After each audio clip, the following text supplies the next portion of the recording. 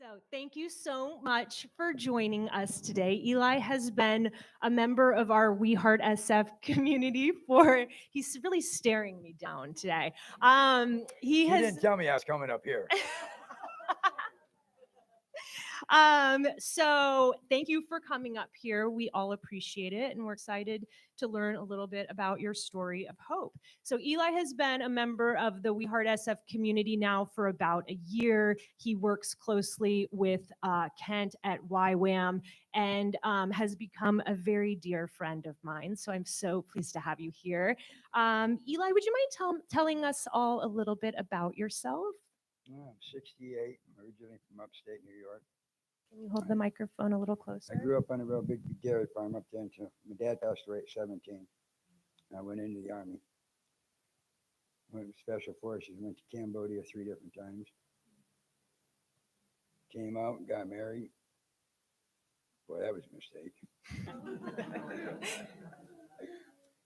I had my son passed away when he was 37. He committed suicide, and I ended up out here. And so, when you were married, where were you living? Mississippi. And what were you doing? Truck driver over the road. I own my own truck. I drove for 21 years. So you were an owner operator, and you were where were you driving to and from? 48 states. 48 states. And so, what was the turning point in your life that brought you here? What brought me here? The weather. Okay, so before you got here, you were saying about 11 years ago you became unhoused. What happened at that time? My son passed away, and I got a divorce. That was the best thing in the world. And I gave up and came out here on the streets. Okay, and you said initially you moved to LA and ended up in the Redlands. Tell me about what happened there. I went to Redlands first. I had 4 people show me how to be homeless, and it takes a lot. What did you learn? Self-respect. And you learned a bit about the rules of the streets? A lot of rules. What are some of those rules? Don't disrespect people. Don't trespass on their property, and don't steal. Those are all good lessons. Very. And so what brought you to San Francisco? I had some friends of mine who used to stay up here. I used to come out of San Diego for a week up here, and they would come down and see me. But since the epidemic, I haven't seen them since. But up here, this is a gorgeous city. The weather's nice, and this place is clean compared to where I've been. And how long have you been here now? A little over 2.5 years. Yeah. And so tell me a little bit about your relationship with Kent and with YWAM. Well, when I started watching YWAM, I watched them for a couple months, and I thought they were nothing but a money scam. And then one day I decided to go in on a cookout. And they got a gentleman over there named Isaiah, and he come up and tried to preach God to me, and I told him to kiss my ass, get away from me. Second time, I think I did about the same thing. He was preaching one afternoon, and I decided to sit down and listen to him. On our Bible study. Yeah, at the Bible study. And somehow he rubbed off on me. And what was it about your relationship with Kent and with YWAM? When you were telling me a little bit about it, you said that they earned your trust. How did they do that? These people come from the heart. They don't try to blow any smoke up here or anything like that. If you want to talk about God, they're there all day long. If you don't, they don't say a word. But what I like about these people, they got a heart. They'll help you if they can. They're not about the money. A lot of these organizations out here, that's all they care about. The way they talk about God, nobody else ever has before. And trust me, I believe. And how have they helped you? What happened about 2 months ago? They decided to put me inside.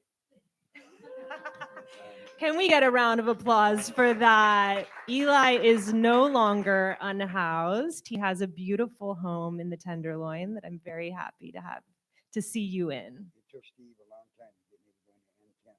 I'm claustrophobic, real bad. And I still hate the apartment. I have to come out of there quite a bit. But right now, it's the best place for me. What is the one thing that you love the most about My own bathroom. which you deserve. And so, what is one thing that you would like to share with the audience today? Never give up. If you give up, it's a waste. You've got to keep fighting in this world. You know, I see these people out there in the Tenderloin. They've given up. They're nasty. They stink. Everything else. You give up. You know, God wrote a book on you before you were born. You're supposed to follow that book to the end. You know, giving up's the coward's way out. You can't do it. You got people like this dirtbag here. You just, they don't let you give up. You can't. Why give up in this world? You know? Thank you so much. So, Kent is an amazing artist, and he has drawn this portrait of Eli as a bird. It's a pigeon. It's the official bird of the Tenderloin. So that's Eli as a pigeon. And it's on a pin because he has pins in his hat. So. And so Kent made these awesome pins of Eli. And if you're interested in supporting Eli and buying one of his pins, we're selling them for $5. And this is a great way to support Eli. And they're super, super cool. So thank you so much for making these. And Kent, is there anything else that you'd like to add on that? Can I say something nice about you, Eli? No. Okay. You lie. I won't be too nice. So I met Eli about maybe a year and a half ago. And like he said, he was hanging out outside, but kept at a distance. But I would say, like, since that time, like, Eli came in, started hanging out with us, and is, like, fast forward to now, he's part of the family. Like, can't imagine being at YWAM or being in the Tenderloin without Eli. He's really part of our family. He's a core leader at our base, so everyone who comes into YWAM knows Eli. Everyone in our neighborhood that comes into our community space admires Eli. Talking about a story of hope, like, he's a story of hope for you guys here, I hope, but he's also a story of hope for our neighbors in the Tenderloin every day when they come in and see, oh man, I can turn my life around, I can change, I can grow. And I think Eli's an inspiration to me, and he's an inspiration to many people in the Tenderloin. And Yeah. certainly to me as well. He's been very helpful every time I drop off something. He comes out to me and helps me unload the car. So you are amazing, Eli. Thank you so much. And we are so, so grateful to have you part of the We Heart SF community. And you know, you're always welcome here. So thank you so much for trusting and leaning in and being such a shining example of hope. Let's give a round of applause Thank to you, Eli. Eli. Thank you so much for coming.